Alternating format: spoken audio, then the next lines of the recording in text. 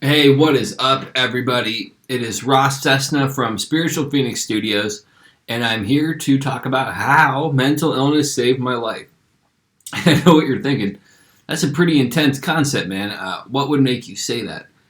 I'm going to explain it. Recently, I wrote a blog post with the exact same name, and I realized at the end of the blog post that I had talked more about the experience with mental illness and some clearing up some stigma and presenting some facts about mental illness than I actually had talked about how it saved my life directly. So I figured that making a video to supplement that would be useful.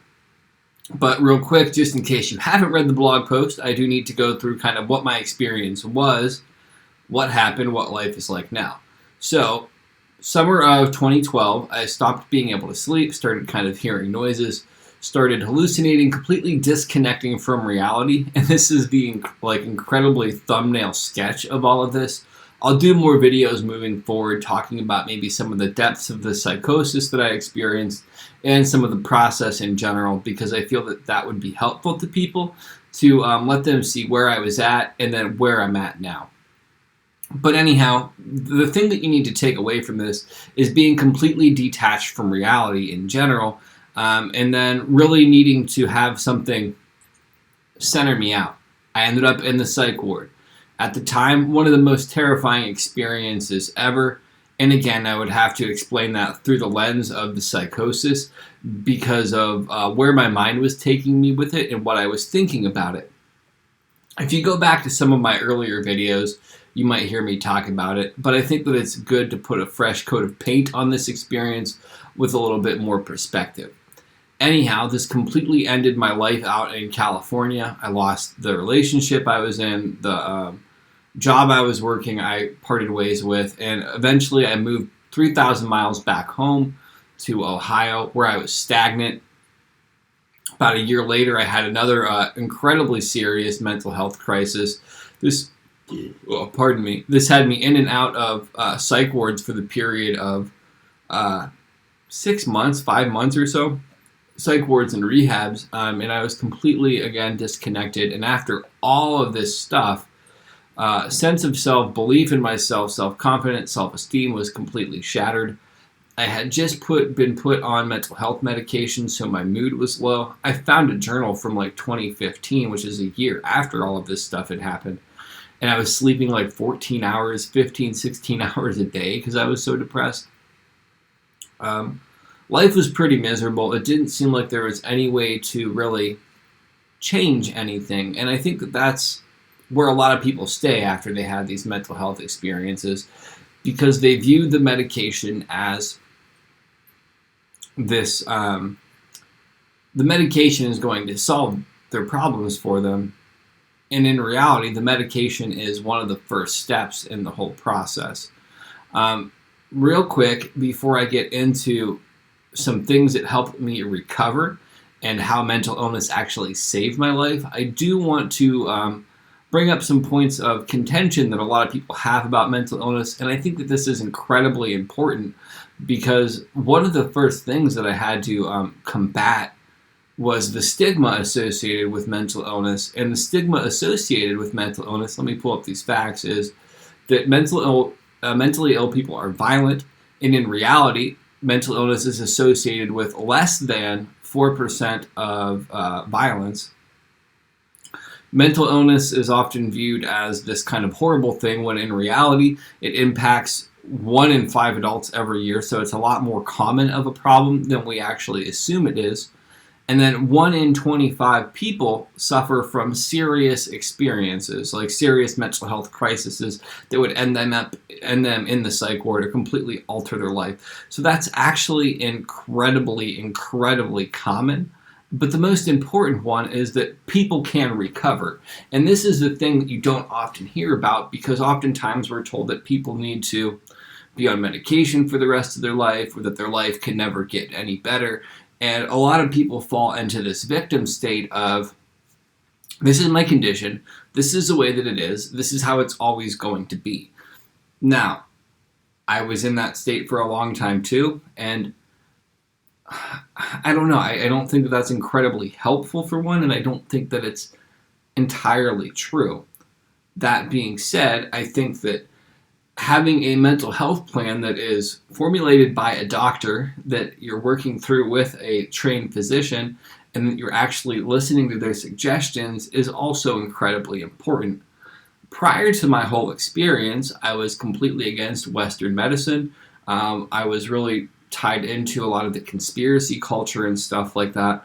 So I viewed all Western medicine as this giant money making scheme that had no real benefit. For me personally, after I let go of that assumption and actually used medication with, as a doctor suggested, I actually began to get some relief. But, and this is the important thing, medication is the temporary solution for the permanent problem, and so much of the actual issue for me, and I would assume for many other people as well, is we have to make big lifestyle changes. So much of our lifestyle is directly impacting our mental health. And this is the thing that a lot of people don't talk about. They just want to take a magic pill and get better. They don't want to have to do the heavy lifting of everything. And that actually goes into why I have this quote as the thumbnail for everything. I'm going to pull it up again.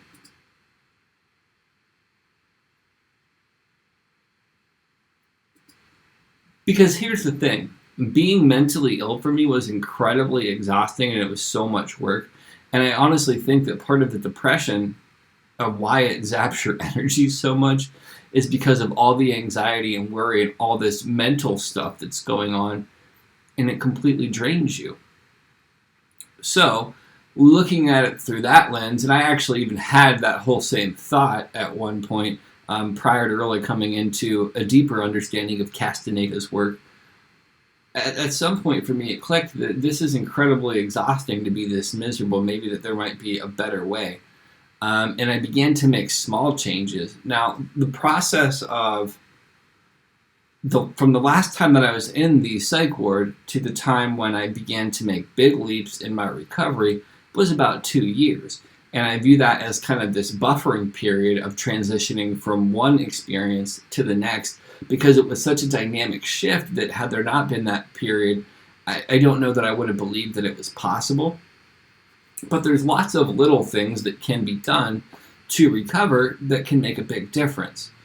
And real quick, I will get into how it saved my life, but let me do the outline of how it saved my life, then we'll talk about it a little bit more. Mental illness saved my life because it made me look at all the behaviors that I was doing, all the attitudes that I had, the choices that I was making. It made me completely evaluate the world that I had created in my framework for reality. So when one begins to look at that, they can really examine, is this healthy? Is this helpful? How is this contributing to my illness or to my well-being? But most people don't want to do that. They want to make excuses for things. And I'll say this too. I'm incredibly fortunate. I'm humbled by the fact that I was that lucky. But I think that, I shouldn't even say I think, I know that part of the reason that I recovered is because I wanted to help people, and I wanted to share the fact that it was possible.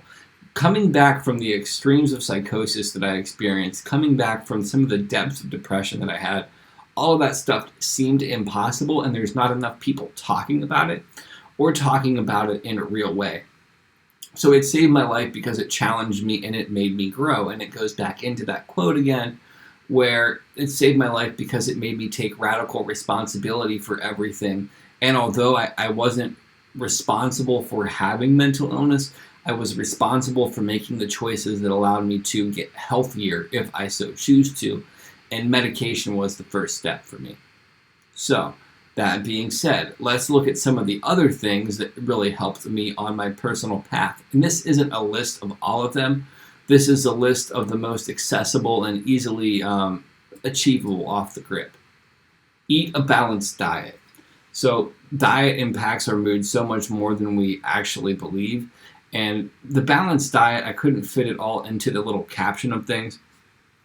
But that includes minimizing caffeine intake, minimizing or avoiding completely sugar, and then also avoiding processed foods, because all of these impact our mood in such a big way. And realistically, over the summer, or more, I should say more recently, over the summer, I actually found out that I have another condition as well, which is Asperger's, which is a form of autism. And finding out that so much of that is minimized by the diet that I eat. For me personally, it doesn't work that way for everybody, but dietary choices reduce the effects of that as well. I don't think a lot of us understand how much diet impacts us, and it can make a big difference in mentally ill. And a lot of times, too, people with mental illness have some of the poorest diets because we're so stressed or we have so much anxiety that we don't take the time to take proper care of ourselves. And that transitions into the next thing: drink plenty of water. This is something that I actually still struggle with, and I have to be more conscious about it. I've been drinking a lot of bubbly, where it's carbonated water, because I enjoy it. That looks like a paid promotion for bubbly. It honestly isn't. It's just the fact that I'm enjoying drinking it. But it's also something that's become problematic for me because I'm not actually drinking regular water as much as I should be. But proper hydration allows your brain to function in a peak state. It helps push out toxins. It helps remove all the buildup in crud. So as somebody with mental illness, this is incredibly beneficial because we obviously want to be operating at our peak state. If we're operating at our peak state, we're going to be more likely and more capable of navigating these difficult circumstances. So again, this is something else that I need to throw out there. I'm not perfect at any of these things, but having conscious awareness of how these impact me in making these choices, or doing my best to implement these things, has made big differences in my life. So the next one, get plenty of rest. That's the other thing as well. So often we spend so much time worrying, fretting, trying to maybe get better or overcome some of our symptoms of our mental illness, that we don't allow ourselves the time to actually properly rest. One of the things that I'm grateful for in my own personal recovery is having the time to rest up, and kind of allow the mental illness to work it, to do its thing. So many of us resist the depression that we face, that we create depression around our depression, and it's this endless cycle that's impossible to get out of.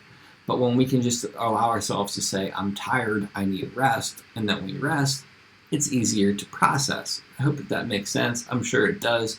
I assume that a lot of people listening to this would really appreciate that advice too. You don't have to always push yourself. And not pushing yourself in the quote at the beginning is actually still in alignment, because part of it is accepting where you're at. And accepting where you're at actually can help you break free from misery, and it requires strength. Next is exercise, and this is something that, again, seems pretty obvious on the surface. When people are suffering from depression, it might be difficult to make themselves get up, but sometimes the exercise that you would do when you're depressed is going for a 5-minute walk around the block, or just going outside for a second and walking, or doing one sit-up, doing one more thing than you did yesterday, and breaking it down in a really tangible way. And the more that you do that, the more you can build yourself up to have more energy. There's endorphins and all these other feel-good chemicals that are released as a result of exercising. Find a support group. This is one of the things that at times is still difficult for me because I have Asperger's. Part of that is difficulty in social situations. And while I've made leaps and bounds in this area, it can still be confusing for me. But being involved in a 12-step program to recover from substance abuse, I am exposed to more people on a regular basis than I ever have been. And even if I don't know anybody personally in the room that I might go to, I can relate to all those people on a deep level. So if you only suffer from mental illness, there's National Alliance for Mental Illness Groups, NAMI, in your area, most likely. You can go to one of those, find what's called the peer-to-peer group, and have conversations with people that are suffering from similar conditions to you. Early on in my recovery, I went to those groups as well, and this was prior to getting involved with 12 Steps in a big way. But they were incredibly helpful because it made me feel more comfortable about being around people after being isolated. That's one of the big things about mental illness as well. It tends to make us isolate from everybody because we don't want to face the stigma with it, or we keep these secrets inside when we need to talk about it. But anyhow, that's something else that I've had to address. Mental illness has legitimately made me address all these issues in some way, shape, or form. It's just some I've been better at than others, and I'm not perfect, and I still have time to work on it and improve my experience with it. Find hobbies.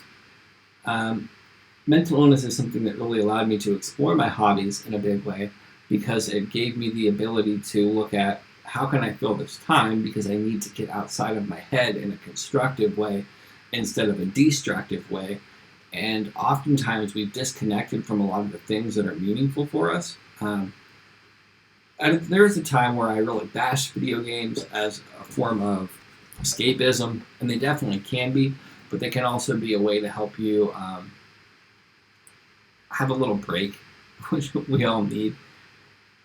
But they can also, there's other things that you can do as well, I guess, is a point that I'm saying. Like, hobbies are things that maybe help us not focus on the stress of life. You don't always have to be productive, but you can always find something to do, and oftentimes hobbies are the first things to go. When we have mental illness, we might have to push ourselves to try new and fun things. But if we can do that, the rewards will be beneficial. That's one of the other things that I think that's important to understand.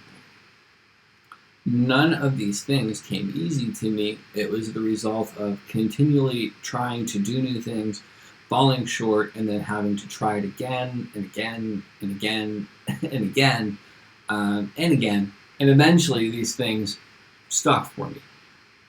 Here's the thing, and it goes back to the quote at the beginning of this. If the option is being miserable and not taking any risks versus feeling miserable for trying something and failing, why wouldn't you at least put the risk out there to potentially have some kind of reward? And I understand that mentally at one point I wasn't there either, but it comes down to thinking about this in a realistic way. What do you have to lose at that point? You might as well try to do some positive things for yourself. Get fresh air.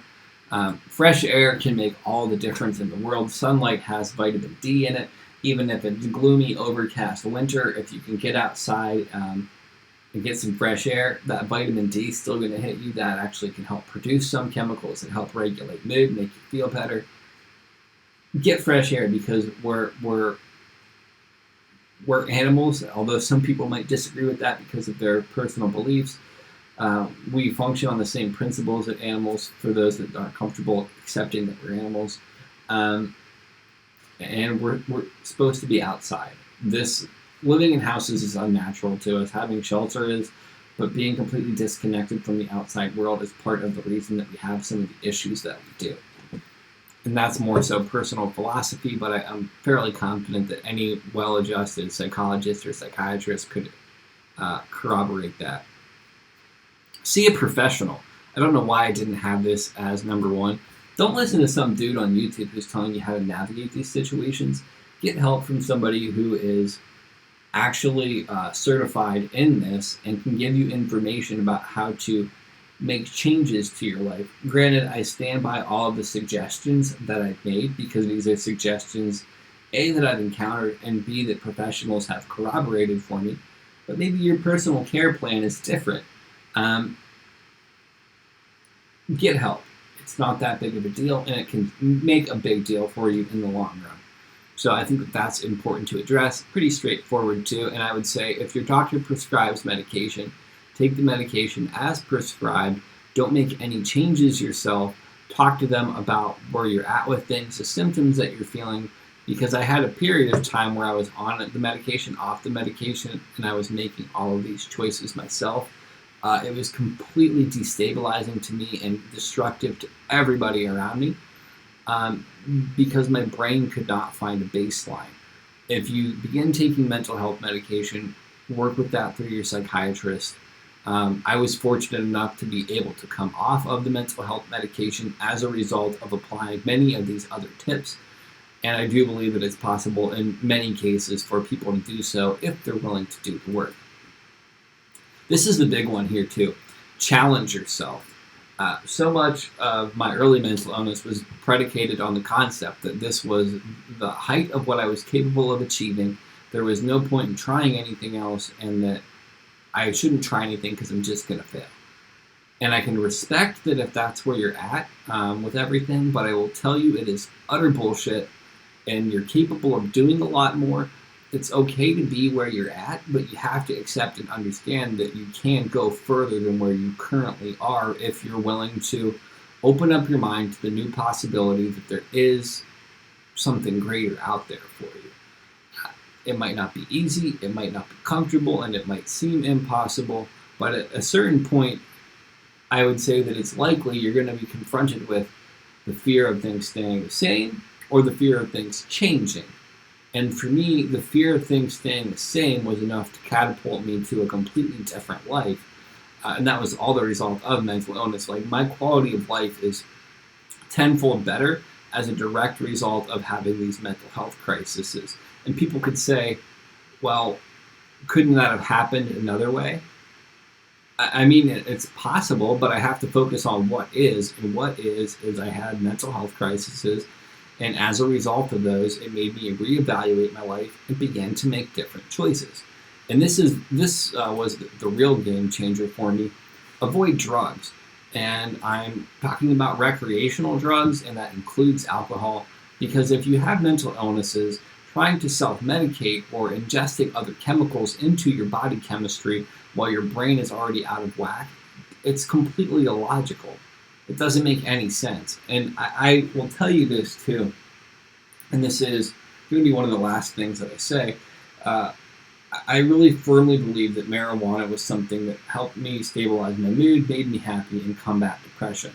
The psychiatrist I was seeing at the time talked a lot about rebound anxiety, which is it'll make you feel good momentarily, but then you'll have anxiety when it's no longer in your system. In hindsight, completely accurate. He also had said that marijuana can actually increase psychotic states or induce psychotic states in people with similar conditions.